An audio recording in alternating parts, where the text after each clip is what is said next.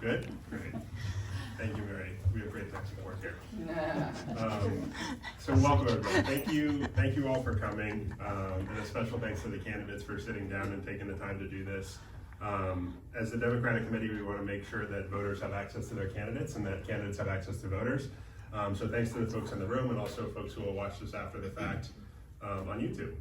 So before we get started, I just want to start with a special minute for one of our folks in the room, a member of our committee, Sarah Schaefer. As you guys know, there are 5 Democrats on the ballot for the city or for the borough council seats, and I want to give Sarah the chance to say hello and address the crowd briefly with some news from her end. Sarah, go ahead. Hi, I hope it's okay if I stay seated, but I first want to say thank you to everyone that signed my petition, was an early supporter of my candidacy. I very much anticipated sitting up here with this great group tonight, earning your vote. But life threw me a little bit of a curveball, and unfortunately that will take me out of Aspinwall for a little bit of time, not a long time, but it will make me ineligible to serve here, and I am very excited to support this slate and to hear from them tonight. So again, I appreciate everyone, but please don't vote for me.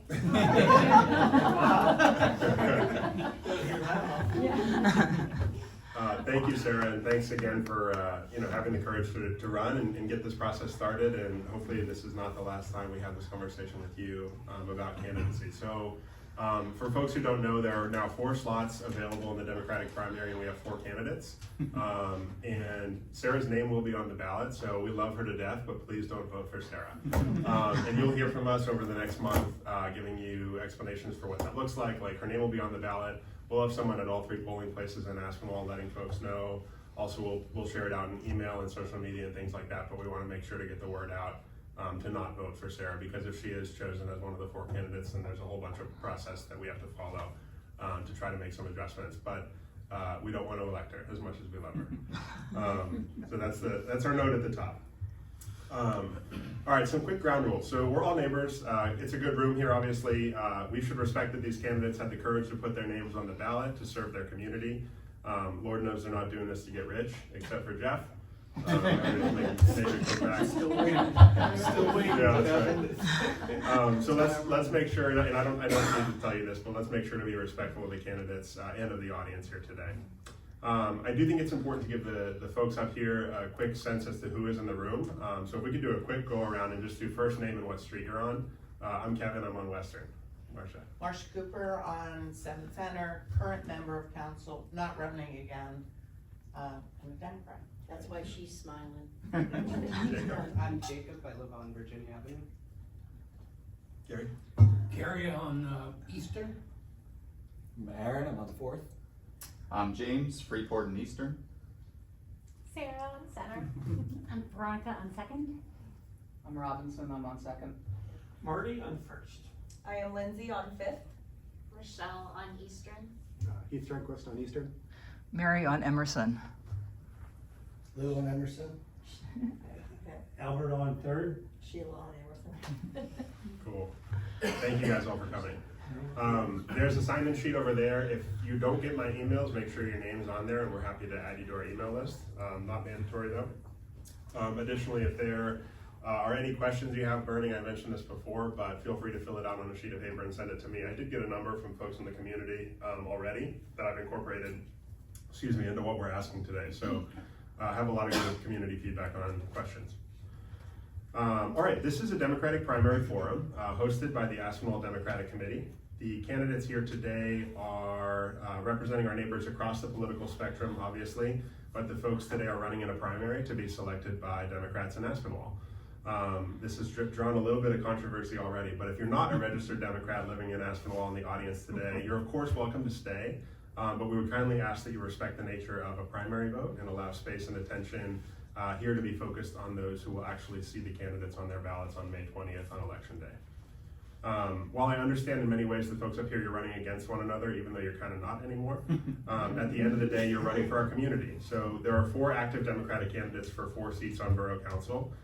So let's focus on shared goals as much as we can, and we're looking forward to having a full slate of Democratic candidates headed into a primary or to the general election this November. So I'll ask a couple of questions. Each candidate's gonna have 60 seconds to respond to those questions. I'll try to be firm with the rules, but sometimes I forget, so bear with me. And then if your name is mentioned or challenged in any substantial way by another candidate, you'll be given 30 seconds to respond to that statement directly. Does anyone have questions before we get started? Nothing? No? All right, nice and quiet. All right, give me a second, I'll get our timer going here. Okay, so we'll start with just an opening. Did you want to introduce Scott? Scott's not a slate on. That's true, yeah, so we have 4 members of council, 4 folks running for Democratic slots on Borough Council. Scott here is running for mayor, so he's our only Democrat whose name you'll see on the primary ballot. No, thank you. So, opening statement, we'll start with you, Scott. So who are you and why are you running for Aspinwall Mayor or Borough Council? And real quick, I'm just gonna have, so I randomized who will be the first respondent to each question. We'll start with Scott and just go down the road. Scott Zimmerman, 96 Eastern Avenue, and the reason why I'm running for Aspinwall Mayor is because when you look at what the mayor does, it's police oversight, and then you have declaring emergency. But I think the biggest single aspect of being a mayor is to sell the town. And the town is constantly ranked really high up in national surveys. And it seems like the town, you hear about it for about 2 days, and then you never hear about it again. And we have a Democratic state senator, a Democratic representative, a Democratic national representative, and I think we should have a lot more communication going on, and we should be selling this town more. Because, like, even right now, we're gonna be looking into I'm predicting some bad budgets coming up with the way things are gonna be slashed. And we need that communication to be very, very tight with all of the Democrats above us so that we can get some funding whenever that funding does come up and it's there. So that's one of the reasons why I'm running. Thanks, Scott. Jeff, go ahead. Jeff Harris, I live on 2nd Street. This is my 7th year, I believe, on council, going to my 8th year. Currently council president for the past year. I'm running because I want to keep going. We've done a lot of work, we've done a lot of studies, we've done a lot of planning, we've discussed things, but it's time to do some things. And those things are slow sometimes, and money is a challenge. We've got infrastructure to take care of. We've teed up some money for that, thanks to a little tax raise, which was a little controversial, but we need money to do things. Freeport Road needs safety. Parking has been studied. We've got ideas there to improve some of the areas that may not affect you. We gotta think about the whole town. There's areas that affect other people, so we gotta focus on that. So I'm running to keep things going. I'm proud of the work I've done with the SAVES organization, help coordinate that, be a key team member putting it together, and to continue keeping an open line with our borough staff and Melissa, because without them, we go nowhere. So clear transparency with them, support, make sure they have what they need. So that's what I'm doing. Thank you, Jeff. Laura. Hi, I'm Laura Voitko. I'm on Eastern. I am running, this is my 8th year in council. I'm running for my 3rd term because I want to continue to do big things. We've tackled a lot of untackleable things on infrastructure. We separated the sewers on Eastern, Center, and Western. So the storm drainage does not flood our basements as much as it used to. We redid the water lines and the sewer line on 2nd Street, so we no longer have a roller coaster ride down that road, which some people are disappointed about, but other people love. And this year, I've gotten the paving up to, with the assistance of council, up to current. We're now starting to tackle alleys and some of the brick roads. And we have a huge project this year, solidifying the 5th Street retaining wall. I can talk more about that if anybody wants to know more about it, but we have big projects, and I want to continue the momentum that we have and get our town water system as current as it possibly can. So we have water and we can get rid of the water we need to. Thank you, Laura. Patty. I'm Patty McCaffrey, and I served briefly on council. I was appointed by council when there was a vacancy when a member moved out of town. I really caught the bug. I'd already been coming to meetings, and I was appointed and was on the comprehensive plan steering committee from back in 2019. I know that feels like a long time ago. We had a little thing called a pandemic in the middle of that slowed things down. So like Jeff and like Laura, I want to continue the work of that. So now we've got the roadmap and the plan in place, and now comes the implementation. And I'm running again because I feel like communication could be so much better between the borough and its residents. I think we need even greater transparency than we have. And I don't love the pace at which things get done or don't get done here. I think that we could step up that pace a little bit and move a little bit faster so that residents can see better results and they know what they're working for. And if there is a tax increase, have a plan in place so they can see what they're getting for their money. So that's why I'm running again. Thank you, Patty. Hello, come on in. Andrew, you're up. I'm Andrew, Corey O'Connor. I live on Eastern and Second with my husband, Brian. I'm running because this town is awesome and I love everything about it, between the walkability, the neighbors, and just being out and about. A lot of you have seen me with my dog nonstop every day. I also believe that we need to have some better transparency, and my big goal is public safety with the traffic. That's why I'm running. Cool, thank you. All right, so next one's a two-part question. So you're here today because you're running in a Democratic primary, and given that this forum is hosted by the Aspinwall Democrats, one, why are you a Democrat? And two, many people argue that party doesn't matter in local races. So why does party matter to you? And this one will start with Laura. I'm a proud Democrat. I have always been a Democrat. I feel like we are the party of empathy and kindness. When we get into office nationally, we get the budget and the finances back on track, and then somebody else gets in and we have to fix it. So we are the party of fixers as well. Sorry, I forgot the second part. Why does it matter to you at the local level? I think the stakes of our national, state, and local governments are extraordinarily high right now. I am very concerned about what I'm seeing nationally, and I'm seeing some of the cruelty, I'll use the word cruelty, being pushed down on the state level and the local level. And I want to be part of the protection of our citizens and the protection of our democracy. It's very important to me that we continue to preserve what we have, because it's awesome. Improve it as we can, but democracy is at stake, and I want to be part of the solution. Thank you, Laura. Patty. Echo what Laura's saying a little bit, and I think when I also work elections. I can't help it. I'm a doer. I'm a worker.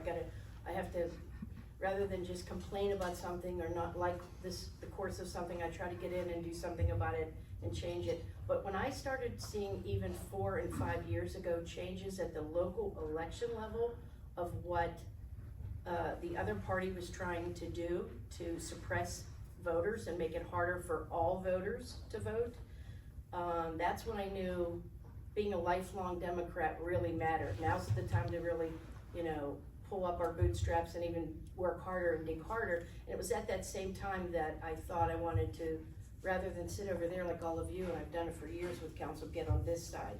Because I'm afraid of what might be coming down the pike.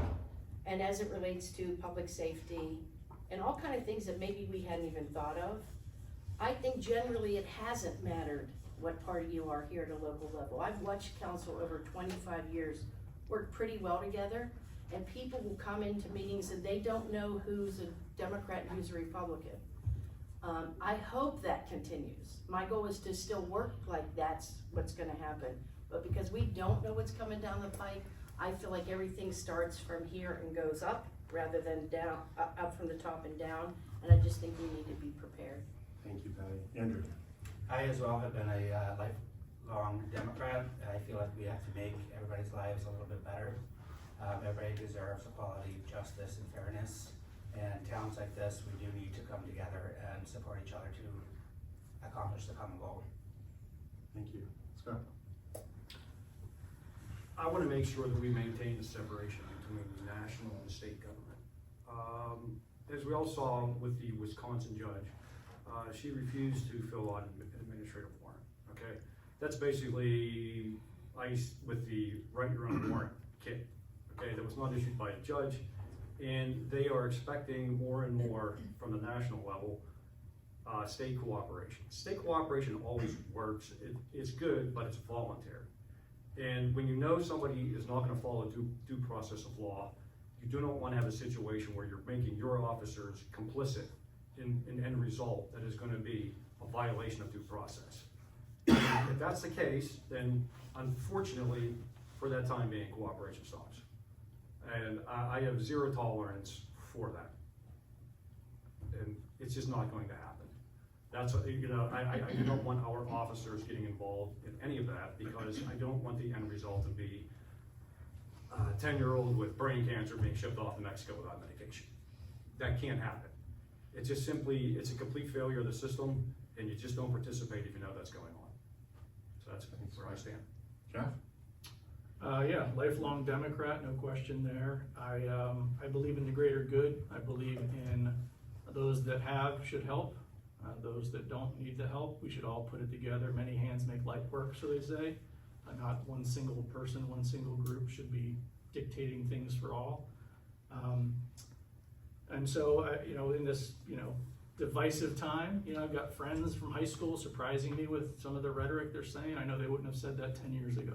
And it shocks me that they do. So that plants me firmly on the D side. Even family members. I love my family. I respect everybody's opinion. We just don't have to agree. So that puts me square in the D camp. Party, you know, I don't believe it means that much locally, really, when we're talking about trash collection in parks and dog parks and, you know, where's my pothole being fixed. We could take a stance here at the higher level of bigger government and stuff, not to say it's their problem, we can have a voice to do that. But really, that's not something I can specifically influence here right now when we're facing things of our own town of delayed, you know, deferred maintenance that we have to take care of before a wall falls down, and more immediate things to do with your tax dollars. But happy to have an opinion about anything, happy to speak about anything, but I think we need to keep our eye on the ball here. Yeah, thank you. We're gonna circle back to some of what you mentioned. So next up, you guys all bring a pretty diverse set of professional experiences here to the table. Can you talk a little bit about your professional experience and how that makes you qualified for Borough Council? Andrew, we'll start with you. I have been in hospitality management for many years, along with some pharmaceutical work with both Giant Eagle and Rite Aid. I'm used to dealing with problems as they arise. I'm a people person. I can handle pretty much any situation that happens. I like the challenge. Council is a position that requires a 24/7 diligence. It's not a once a month show up and do your meeting. It's, you know, you take the phone calls, the conversations, and I'm willing to do that based off of what I currently do with my job. Thank you. Scott? I have my own industrial electrical company that I started. I manage people as it is, and I have to manage personalities as it is. And you get to manage a lot of interaction and conflict when you're on a large job site. So as far as that goes, I don't have any issues with managing different personality types. As far as any other experience goes, my original college degree was poli-sci with an emphasis in constitutional law, individual and minority rights. That's just always been my personal bugaboo. All right, and I insist that everybody get treated equally. So, and I had a good example of my father, who was a retired state police officer and was probably one of the nicest people you ever wanted to get pulled over by. He got in trouble far too often for not writing tickets and always writing warnings. And he was greatly offended by a lot of, the past 10 years, we saw a lot of interaction with police officers and a lot of minorities being shot dead. He was so offended by that. I mean, we would just sit in our basement and just be offended. And you sit there and stare at the television and be offended. And part of the reason why I'm up here now is because there's no point in constantly complaining about something if you're not willing to put your neck out to do something about it. So I'm trying to stop complaining and trying to start doing it. Thanks, Scott. Jeff? Experience professionally. So right now I'm the customer success director of a large SaaS company, a software company. I deal with global teams, I deal with global clients, I deal with problems every day, every minute, pivoting quickly. So I think that gives me some of those skills to navigate to the facts of the matter, take emotion out, let's make some common sense decisions that's best for everybody. And I think my own personal skills is something that's been consistent in my entire career, is being the ability to speak to anybody at any level about anything. C-level folks have a problem, happy to knock on their door and explain it, admit a mistake, tell them what we're gonna do about it, and go get it done. As well as someone else who may not be so high up at the pole, encouraging them to go higher and bring them along. So I'm very comfortable in my skin with that, and I think I bring that experience here. Thank you. Laura? So I've been in medical sales my entire career, so going well past 30 years. And these sales are very complex. They take years. If you get something done in 24 months, that's pretty fast. And it requires getting the buy-in from all levels of an institution like UPMC, from administration down to the tech level, the people that run the lab itself. And it requires constant checking in. How are things? Are we on the right track? Making sure they get the money, that type of thing. And it's very similar to how we get big things done in infrastructure. It's a lot of looking for money. It's a lot of planning the projects. It's a lot of working with engineers, making sure things are on schedule. With the sales aspect of my career as well, hearing from everybody is very important to me. That's my happy place, being out in the field, talking to my customers, hearing what they need. And that's the same thing that makes me happy being on council, hearing what my constituents and fellow citizens need and want and would like to see changed. Thanks, Laura. Patty? I'll try not to go over my 60 seconds. Better not. I'm a realtor and I've been so for over 20 years. I'm with Remax Select. So Scott stole my thunder at the beginning about talking about how great the town is. But I have actually in my day job shared it with a lot of people, bringing new families in, seeing what's great about Aspinwall, and being reminded when that happens throughout my day job of why I first chose it to be here. And I'm gonna brag a little bit, helped Andrew and Brian become Aspinwall. I kept telling them how much they would love it, and I think they're like many of the families, they've never looked back. They love it. And I think how that can then relate to council is there's so much overlap and there's so many things that are very similar to what I do in my day job. When I was first appointed, I was head of planning and zoning, and having a real estate professional on that committee made a big difference. We had a nice, well-rounded group. We still have a nice, well-rounded group, and I want to get back. Hopefully, that can be something I can. Mark Chimmel, our current council person, he's head of planning and zoning. But I think I bring a lot to that, budgets, problem solving. As a realtor, I have to wear a hat that does many, many things, and so does council. Because what happens is these people, and these two especially have done this now for how many terms? Somebody steps forward and says, pick me, I'll do it, I'm happy to help. You don't always get somebody qualified, but we've been pretty lucky here in the council that we've had. And I want to be part of that going forward. Thank you, Patty. Thanks. You guys touched on something that I want to jump into. So Pittsburgh-based ranking company Niche ranked Aspinwall #1 in its 2025 list of best places to live in the Pittsburgh region. Why do you think that is? Patty, you're up. So many reasons, and I think everybody touched on a little bit. Walkability, it's a safe neighborhood, tree-lined streets. Well, I list and sell in other communities too, including Fox Chapel, which couldn't be more different than Aspinwall. When you think about Fox Chapel all spread out and Aspinwall close together, all of the people that I helped to come to live here, those are the things they like. Seeing their neighbors walking their dogs, being able to walk down and stand with their kids to get on the school bus to go to school in the morning when they come home. Having some great parks right here, all within walking distance. And for my husband and I personally, when we moved here, we love the ability to walk to church, be able to walk down to the business district, and even now we're getting even some more variety in the business district. I can't remember the last time I was at the mall. I don't need it. Everything we need is right here, and I think everybody could see that, and it's a big reason why people choose it. Thanks, Patty. Andrew. Like Patty said and I said, Aspinwall is a great community. Again, the walkability. I kind of feel like I know everybody, even though I don't know them by name, but I see them all the time. I know their cars, I know where they live. The dog loves it. It's just a great community to be in. I even moved my mother in with me for 3 years to live with me because I thought this community was so great. So it is top notch, and I think we just need to keep a positive just keeping it growing and changing, and it's very diverse. Scott? I just think it's pretty clear, just the ease of living. Everything you have is within grasp. You've got all of the facilities you have for the city, you've got, you know, if you live in the orchestra, you've got that. If you're in the sports teams, you've got that. It is everything that you would want in a very large city like New York. But it sits in this geographic and man-made island, I would say. You know, we've got a shopping mall on one side, a big hill behind us, a river on one side, and this bridge on the other side. And it kind of just creates its own little isolated niche.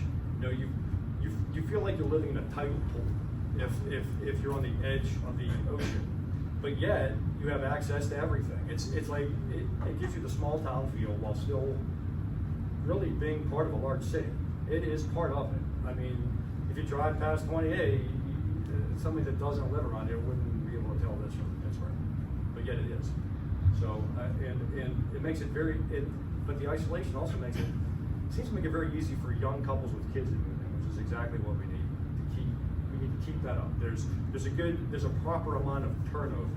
It seems like some communities age out. Like where I grew up, at one point there were 2,000 kids in high school, and now there's 350. This seems to be pretty consistent. I think it keeps a very good demographic. Thank you. Jeff? I think we can stipulate all the basics. Yeah. Walkability, trees, all that stuff. But I'll focus on neighbors and say that, I'll pivot back a little bit to the party matters, right? I think when it comes down to it, in our town, if it went to hell, party's not gonna matter. I think your neighbor's gonna have your back, whether they're flying a Trump flag or Biden flag, whatever it is, whatever flag it is, whatever flag you want. I think it's your neighbors are your neighbors. You're gonna hold their key to unlock their door. You're gonna help the kid, don't go in the street. You're gonna shovel their walk. You might weed whack the lawn and get a cake out of it. That happened to me. There's porch parties during COVID. You're making the best of what you got. So again, let's stipulate the things we do, but I think also importantly for us on council and for the community is there's times we're gonna invest in some things that may not make 100% sense to you. We're doing a lot of work on it, but we have to keep investing to keep this place the way it is. We can't just sit. If we sit, we're done. So we're gonna have 100,000 to get $1 million to do something. Let's go do that. Let's figure out a way to do it. I do it to my house. Give me 50,000 to fix something, or I pay 5, you give me 50. Yeah. I'm in. So we've got to balance that charm, that growth. I don't think the neighborhood thing is ever going to go away, and regardless of place, party, or age, we're all in this together. Thanks, Jeff. Laura? I think it really just comes down to us. This town is warm and open and friendly. And I know if I'm walking down the street, I could knock on anybody's door for assistance or help, and they would not only do that, but they'd probably make me dinner. I mean, it's just, we are a great, vibrant town. The police officers know them by the first name. I know everybody on council. When I wasn't on council myself, everybody's accessible.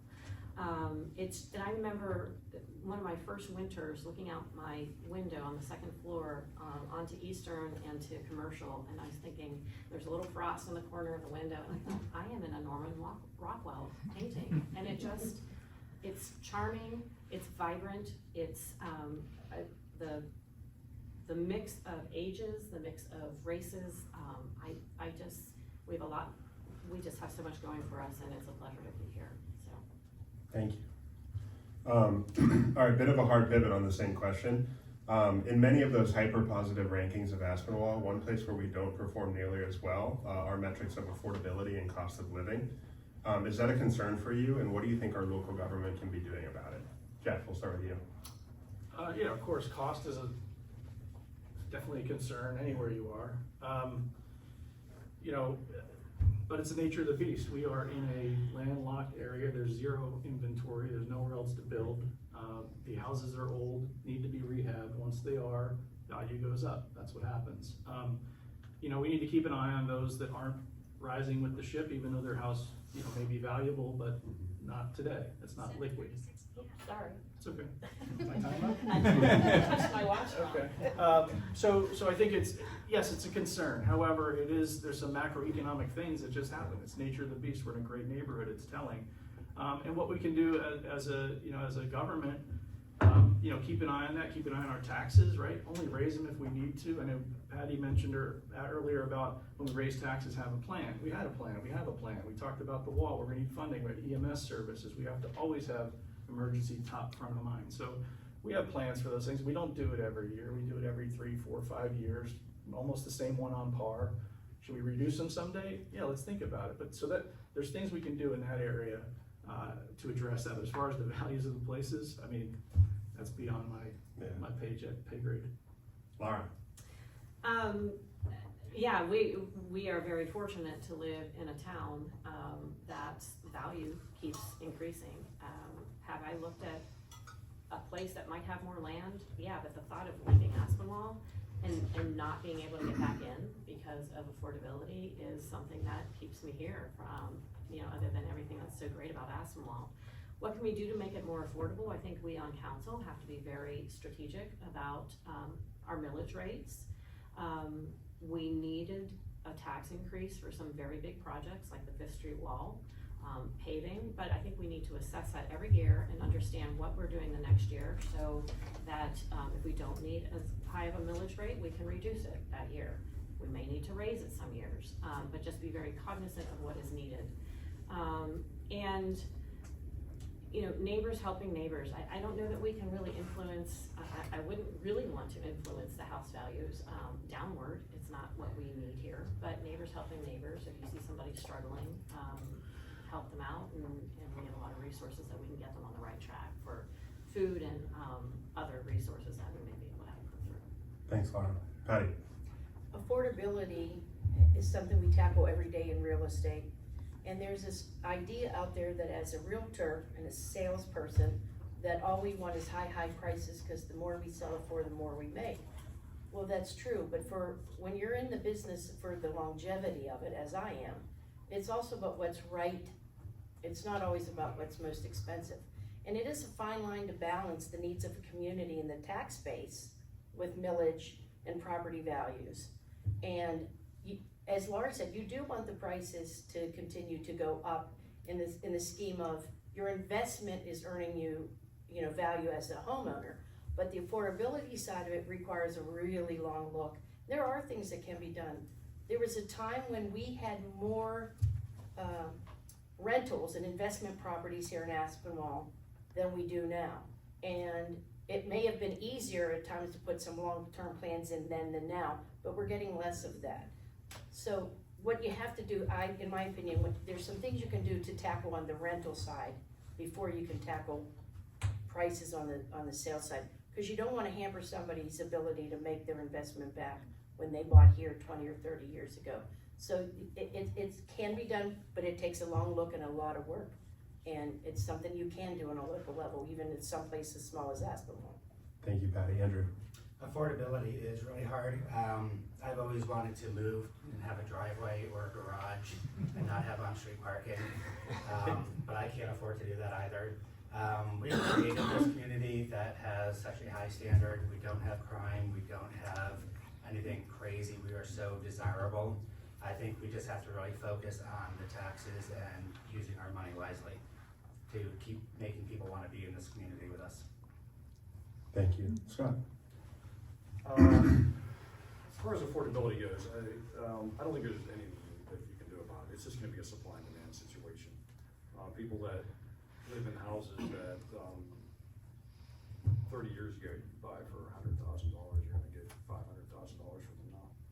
So, I mean, who's going to turn on money for affordability? But maybe it's a matter of perspective too. I mean, when you look at how small Aspinwall is, right on the other side of the bridge we have Sharpsburg. Sharpsburg is more affordable. And they have access to everything. I mean, they're not that far away. When you get right down to it, we share firefighters and we have an agreement with them with the police as far as responding goes.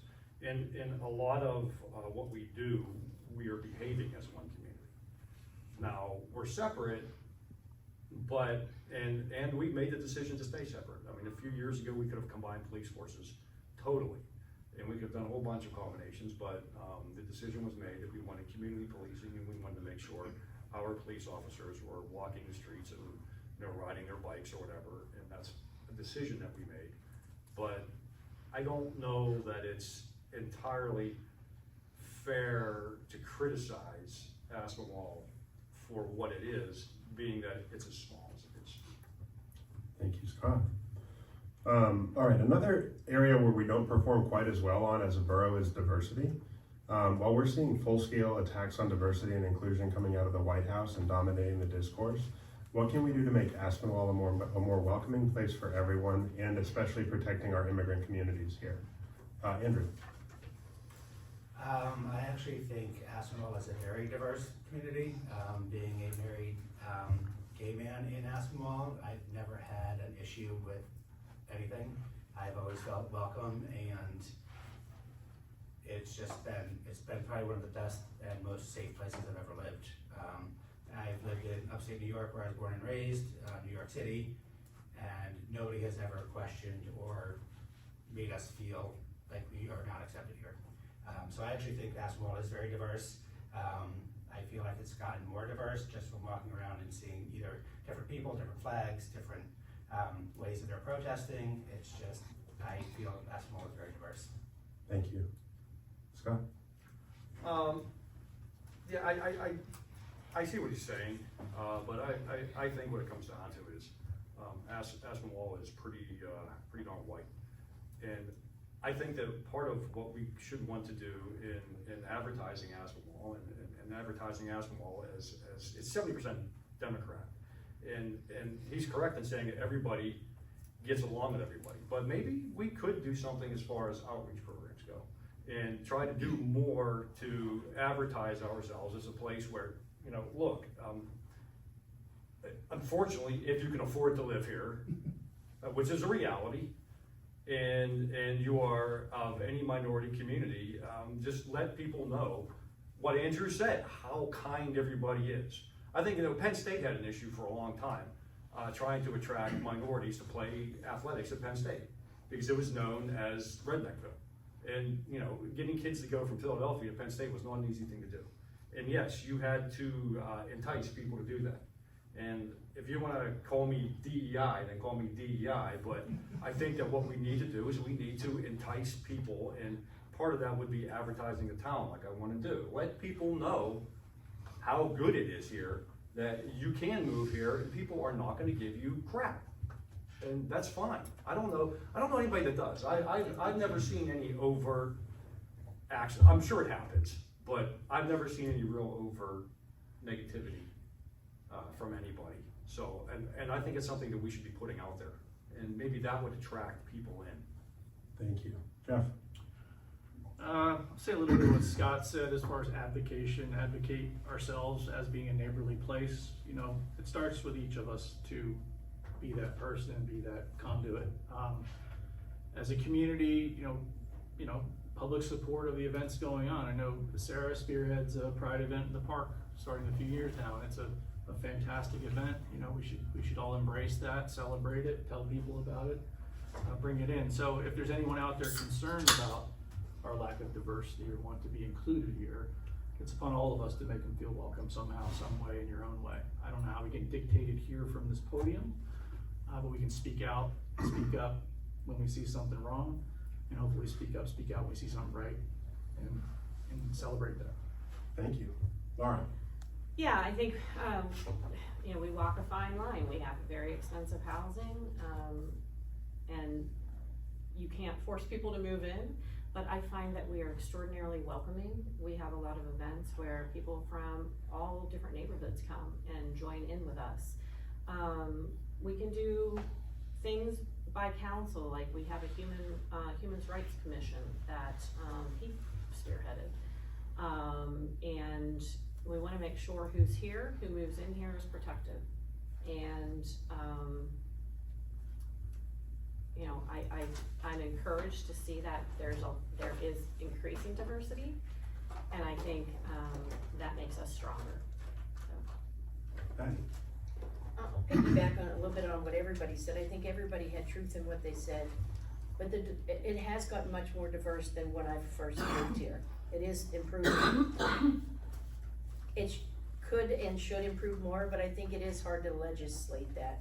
And especially as Jeff said, at this level. But I think Jeff and Laura make a good point. I've been at Pride in the Park. Every year, there's more and more people coming to that. And they are coming from all over the city.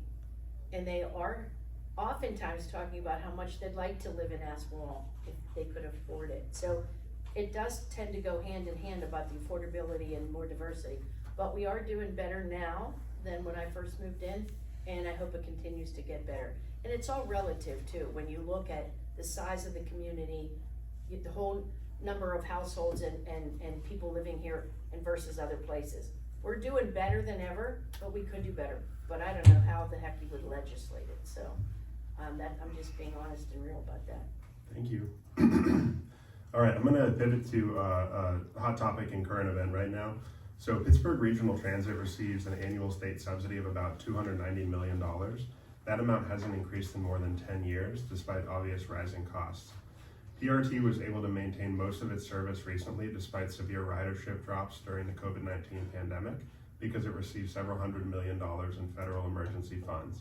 That money is running out. So they're projecting a looming crisis that will result in service and line cuts. Many Aspinwall residents rely on the 1, the 75, and the 91 to get around town. Those routes are facing major reductions in earlier stop times. What do you think local government can do to fight for good public transit for our neighbors? Jeff?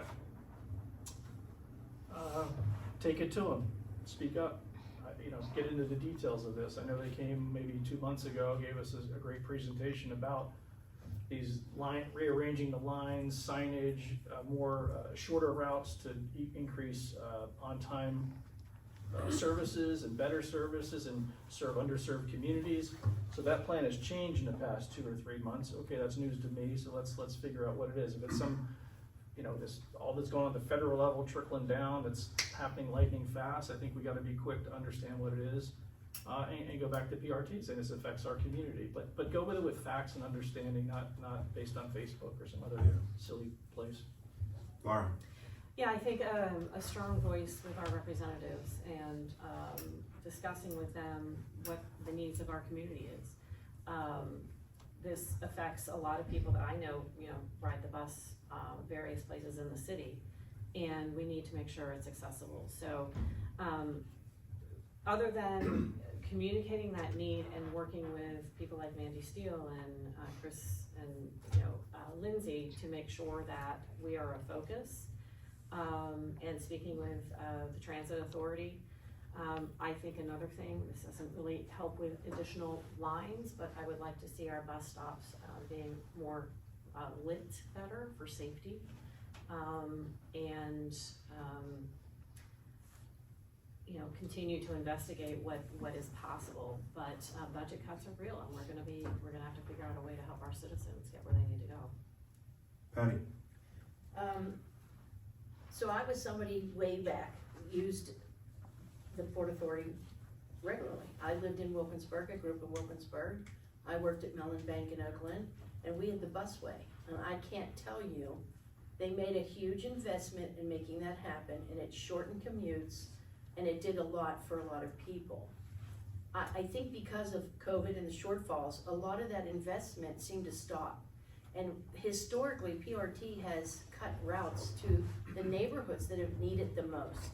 And we watch the local news. Sometimes you have to turn it off, it gets to be too much. But they had individual riders in various parts of the city that are gonna be affected by these cuts. And they talked about how it impacts them, some in wheelchairs, some that need to get, not only to work, but wherever they're getting their health care, that kind of stuff. So locally, it's hard when you talk about a big financial shortfall, but I think Jeff is right and Laura's right.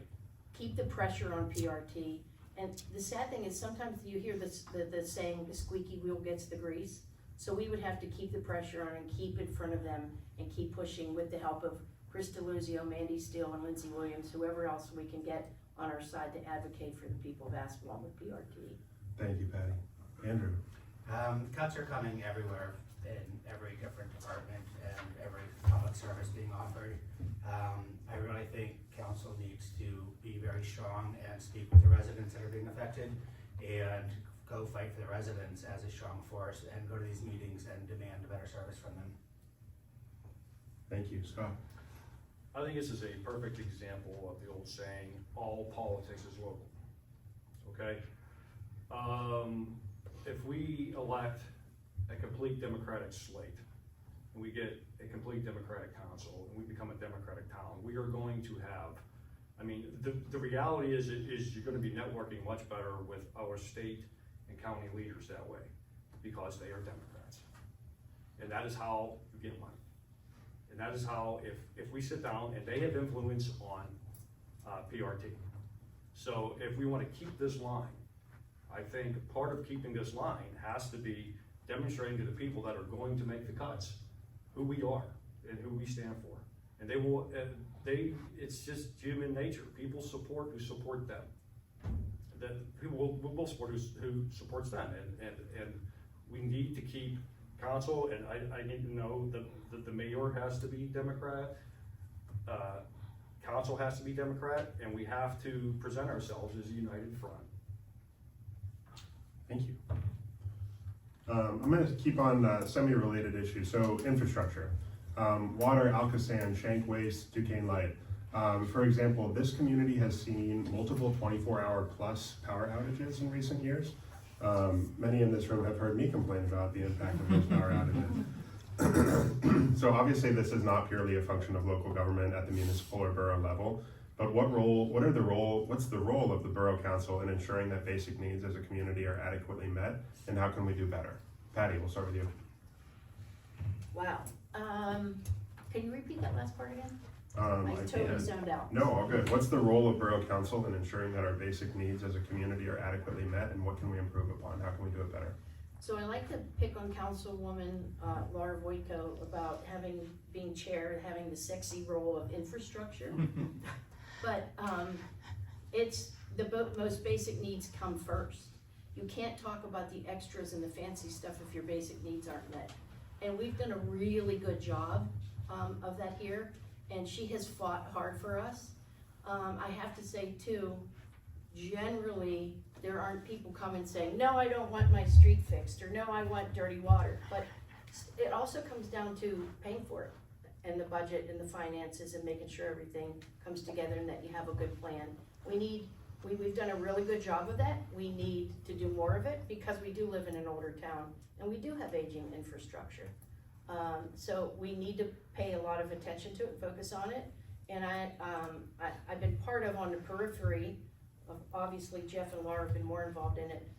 There's something coming with our water department, and it's gonna be big, and there's gonna be a lot of probably miscommunication about it. People are gonna be misunderstood about it, and I would suggest that you come to meetings and you come and you ask questions and you listen, because it can have a big impact on Aspinwall going forward, what we do with our water department. Thank you. Andrew.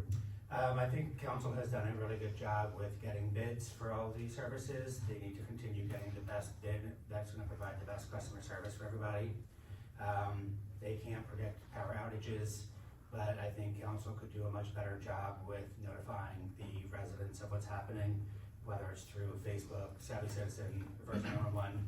I feel like the communication is kind of a breakdown. Providing the basic services, you're pretty much out for bid. Everybody knows about them if you're coming to meetings, if you're reading the minutes. It's just, it comes down to the communication. And I think the council could do much better with that. Scott? Let's talk about power outages. A few years back, we looked into putting a generator on the roof and making a cooling station here. I think with a prolonged power outage, you really, you know, well, it depends upon how someone's house is set up, obviously, how they're gonna be affected by it. Most people don't have generators, okay? So if it's a prolonged power outage, and then you're looking at a situation where it's August, where you might have high temperatures, and you have elderly people in houses, you're probably gonna wanna have a cooling station, and we can set this place up as a cooling station. Now, we can do something about that too, that's just driving me nuts. We did look at that, and then it was, that was probably a decade ago. And there was just some chatter about it, and then it sort of went away. So I could say, we could reopen that up and just sit on, we should not install the power, because we don't supply the power, we don't own Duquesne Light. They're owned by a foreign company that cuts staff. So what we need to do is we need to take a look at that and say, okay, what can we control? Okay, we can control that. We can make it so that we have a fueling station for elderly people whenever the power does go out. And anybody that doesn't have air conditioning, quite frankly, because this could be a situation where it's 110 degrees and you get a brownout. They can end the last one. So just solve the problem that way. I threw red meat to the electrician with that one. So Yeah, I can keep going. Yeah, I could feel it. It started vibrating. Jeff, you're up. I'm not an electrician, but I could do some. I'll touch on a couple things relative to, if you talk about power outages, right? Transformers blow up, these things happen. Duquesne Light's responsible for delivering that service to us. I know they come in and butcher our trees, they cut big swaths of branches out. We have the armchair arborist screaming and hollering about it. We got the shade tree that's upset about it, we get it, but that's also fundamentally why they're doing that. I think they're the things that make sure we're having less power outages. That's a physical thing. I think communication with these utility companies is shockingly poor to our, I think from the county on down to our mayor, to Melissa. There's times where people on Facebook saying it's gonna be on in 2 hours and we have no idea where that comes from. No one said that to us, but some other experts think they know. So I think communication there, it could be better. We can push that from a local government position. And then we talk about shank waste, garbage collection, not sexy, it's necessary. We did a good job with our first contract with them. And some people may disagree. My service has been great. They're responsive, they pick things up. And then we re-upped on a longer term deal, saving us money. There's other deals out there with waste management requiring automated hauling, jacking prices up 30, 40, 50%. We protected that pretty well on something as simple as waste. So utilities we pay attention to, but outages happen. And I'll say one last thing, I say it probably in every answer, it's your neighbors too. I put stuff in my neighbor's freezer when my power goes out. Someone has a generator they loaned us because their grid's on. Elderly neighbors, you check on them. It comes naturally with our town. That's all. I won't repeat myself, but you get it. Laura. Yeah, well, this is a question that is near and dear to my heart, being on infrastructure. We want tree-lined streets. That's what we have. And with trees, you're going to have downed wires, and it's very inconvenient. And 100% agree with Jeff. When that happens, check on your neighbors. Communication with Duquesne Light, sometimes there's a perfect storm, no pun intended, where there's many places out and there's only one person working to do the communications at Duquesne Light, and it's hard to get a hold of them. That's what happened in our last power outage. But enhanced communications, I think, is always a good idea.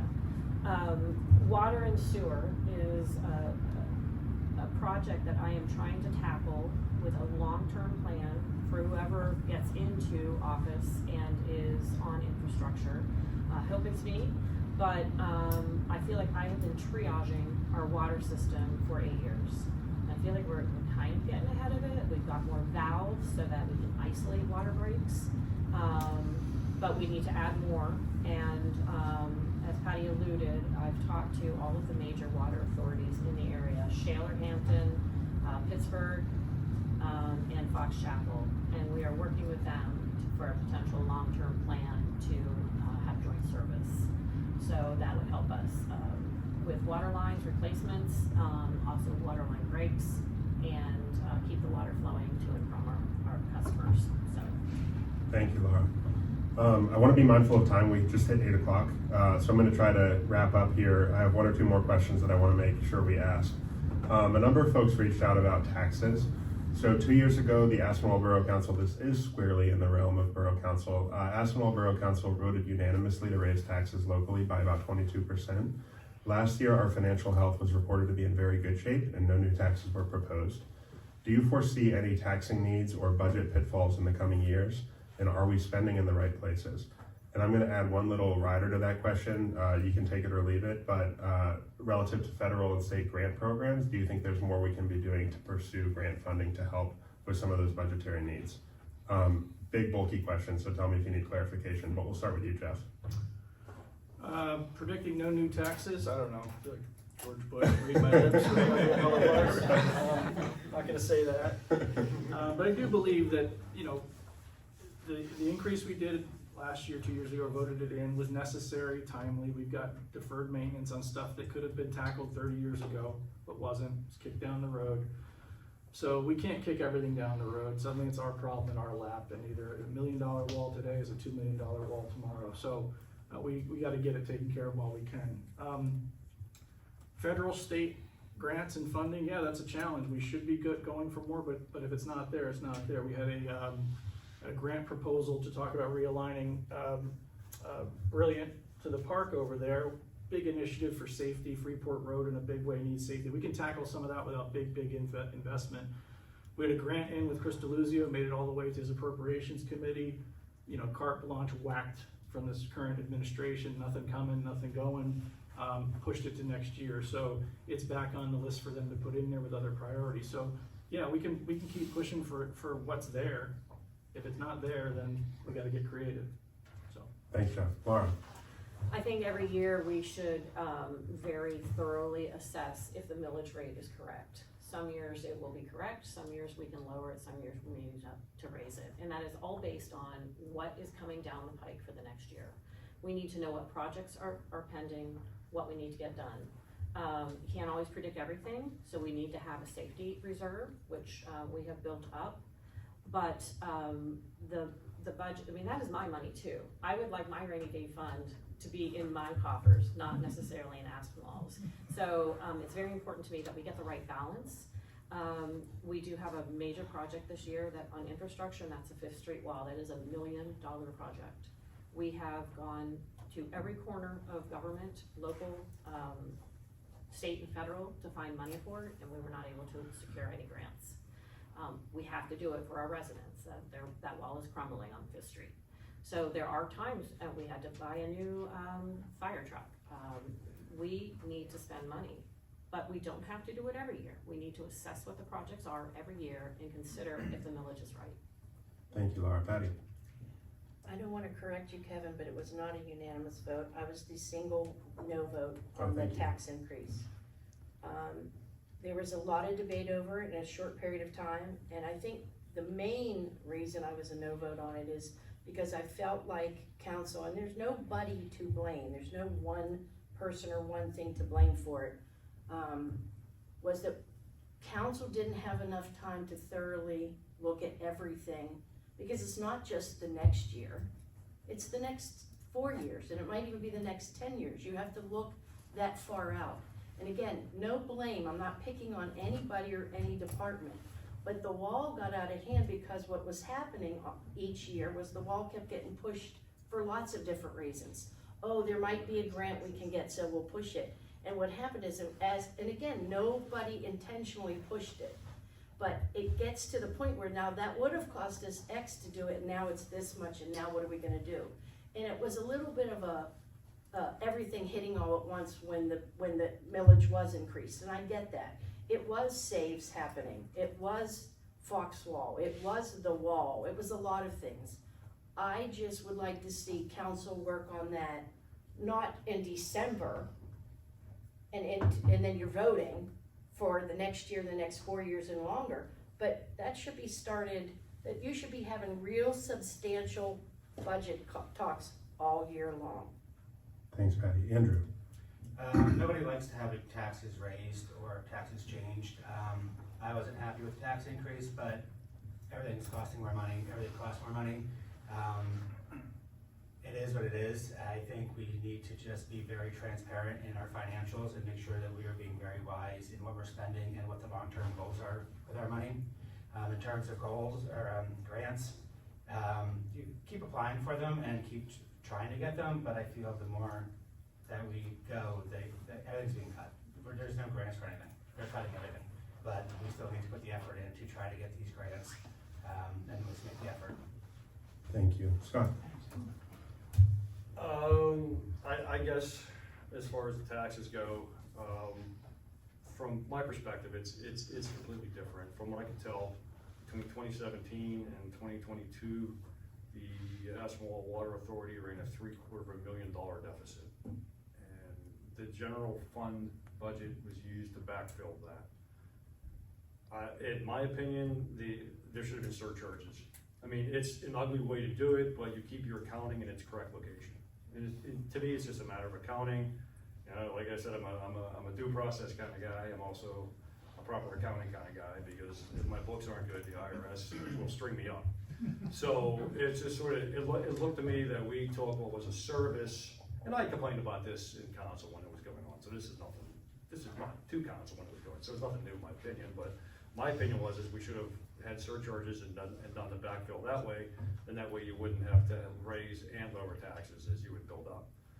The problem with that theory is that what happens if we get weird winters again, and we're currently trying to pay it back for the damage that was done during those other weird winters, and then we get a couple more weird winters. So I wasn't privy to all those books, so I don't know exactly what was going on. I can only go by what I see is printed by the borough on its website.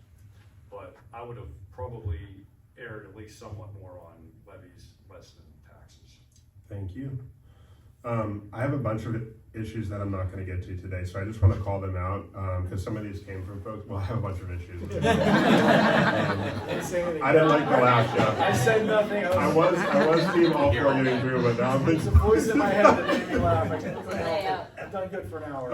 I just want to call this out because some of these did come in from folks, and I want to make sure that you guys know what issues we're hearing. Huge concerns, obviously, about what's happening at the federal government. Slashes, cuts, grants freezing, research funding programs being slashed. There's a lot of folks in Aspinwall that are directly hit by this. It's obviously not a local council decision, but it's top of mind for folks, and I think they want to feel like you're fighting for them. Sorry, one sec. Obviously, our business district is of key importance to folks. We've seen a lot of turnover in the last year or two with some Aspinwall institutional businesses. So thinking about what we can do to support a healthy local business corridor and what types of businesses we'd like to draw and attract to town. And then zoning and land use reform as well, as a lot of folks, as we mentioned a couple times, are doing work on their homes, whether they're building additions or building new homes or infilling lots. That's obviously a key role of council. One thing I want to touch on, so I want to give 30 seconds for this one, just in the interest of time, and it's about complete streets. I think this is probably the most visible issue for most folks in Aspinwall, is how we keep a safe corridor and a safe place for people to walk. So Aspinwall is a community home to countless children, pets, seniors, and a very common concern that you see on Facebook and elsewhere is people ignoring stop signs or driving too fast on our already crowded streets. Our sidewalks and streets are more active with pedestrians and vulnerable road users than many other communities in the region. So how, as a member of council, can we keep our community safe for its most vulnerable road users? We'll start with you, Scott, for this one. 30 seconds if you don't mind, sorry. The only real way, people are going to speed if they want to speed. We have a lot of stop signs. There's how many hundred stop signs? I don't know. 40 plus. What, is it really? So, okay, we have 140 stop signs. If certain people want to ignore a stop sign, they're going to ignore a stop sign. I think the problem is them generating speed in between, and I think we have to make a decision that, I drive through Pittsburgh all the time, and they put up some pretty big speed bumps that slow people down, especially like Beechwood Boulevard. It seems to work. I think we need to make a decision on, do we want a speed bump in between the intersections, the midpoint of the road, so people won't speed up as soon as they get past the stop sign and come up to a higher rate of speed and then slow down. At least if you slow them down midway, and you won't have another stop sign. Thank you, Because Scott. I don't think we get enough. There's too many stop signs. Jeff. Sorry. You know, as weird as it sounds, you know, speed bumps, humps aren't necessarily always allowed by certain rules and regulations. Our streets are 15-mile-an-hour speed limits. The distance that we have them, PennDOT or whoever's in charge says, you know, it doesn't work. You can't have them. So whatever, we can argue about that. We talked about possible like raised crosswalks at key intersections, or also that gives a forcible stop or a visible stop. But you know, just general. We've studied this a bit, Freeport Road and things. There's traffic calming things you can do that's a little bit more invasive, where you pinch in the sides of the beginning of the road where there's a couple bollards or whatever. That takes money. It takes investment and things like that. Yes, safety is important. What does it cost? Let's figure out how to do it. But there's a traffic calming webinar or seminar I just signed up for that's in a week or two with the Pennsylvania State Police or something. I'll see what they say, but My opinion is kick it to a committee, let's kick the tires on it, if it's infrastructure, public safety, see what they come up with and go forward with it. But it's a really hard problem, you can't legislate, people who are, in a hurry. Yeah, thank you. Laura? Yeah, so I'm pleased to have seen today that we are painting some of the crosswalks.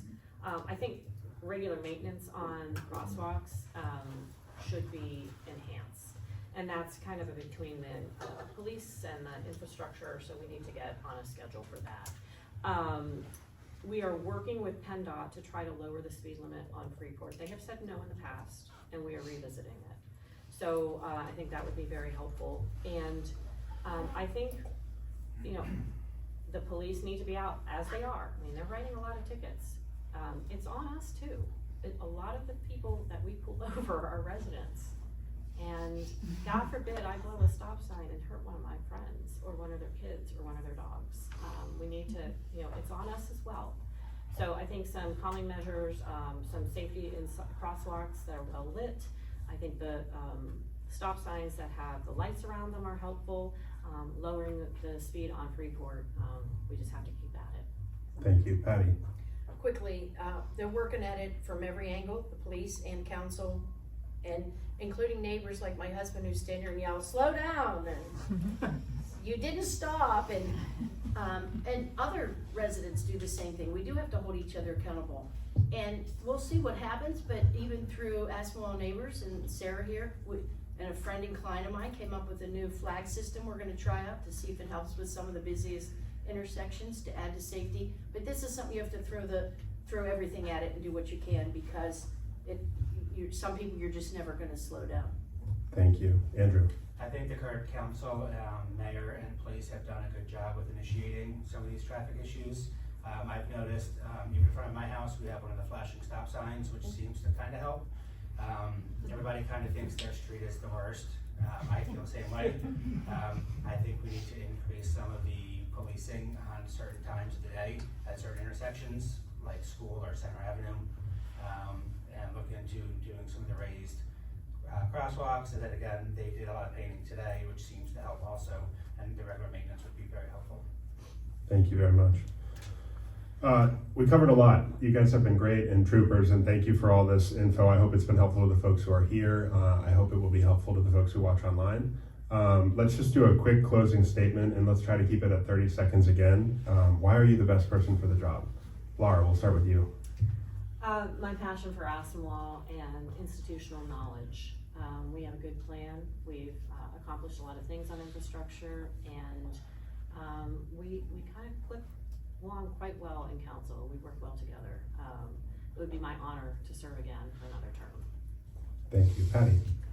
I listen, and one of the things when I was running before and canvassing, and I went door to door, and people who didn't know me said, you came to ask me what I care about in Aspinwall instead of telling me all about yourself.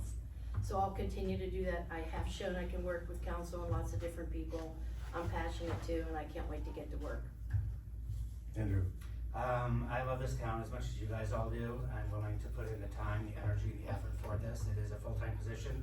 I will earn the respect of this position, and I hope to be your voice for everybody. Thank you. Scott? I feel I'm the best for the job for mayor because I am a Democrat and I live by democratic ideals. And that has to be enforced to any law enforcement department.